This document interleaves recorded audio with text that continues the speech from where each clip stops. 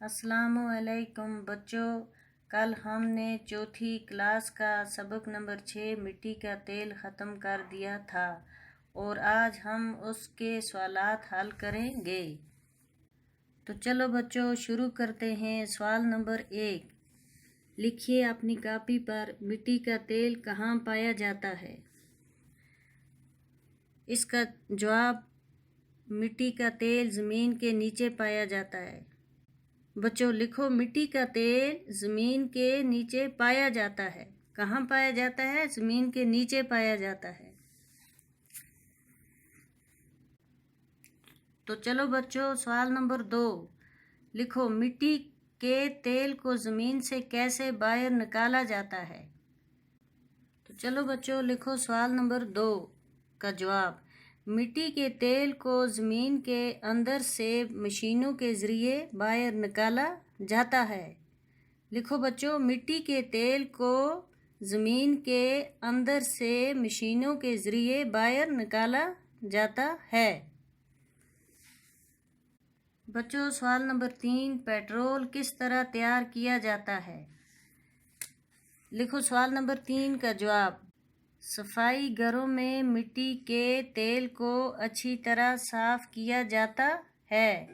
صفائی گھروں میں مٹی کے تیل کو اچھی طرح صاف کیا جاتا ہے اور جب رنگ نکھر جاتا ہے تو اس سے پیٹرول تیار ہو جاتا ہے۔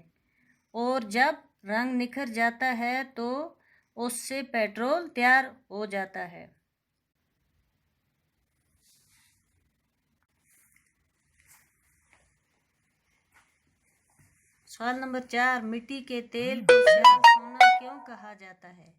مٹی کے تیل کو سیال سونا کیوں کہا جاتا ہے؟ سوال نمبر 4 کا جواب، مٹی کے تیل کے بے شمار فائدے ہونے کی وجہ سے اسے سیال سونا کہا جاتا ہے۔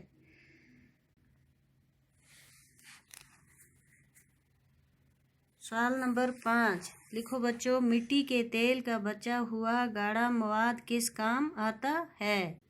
بچوں لکھو سوال نمبر 5 کا جواب، مٹی کے تیل کا بچا ہوا گاڑھا مواد مشینوں کے کل پرزوں کو چکنا رکھنے میں مدد دیتا ہے۔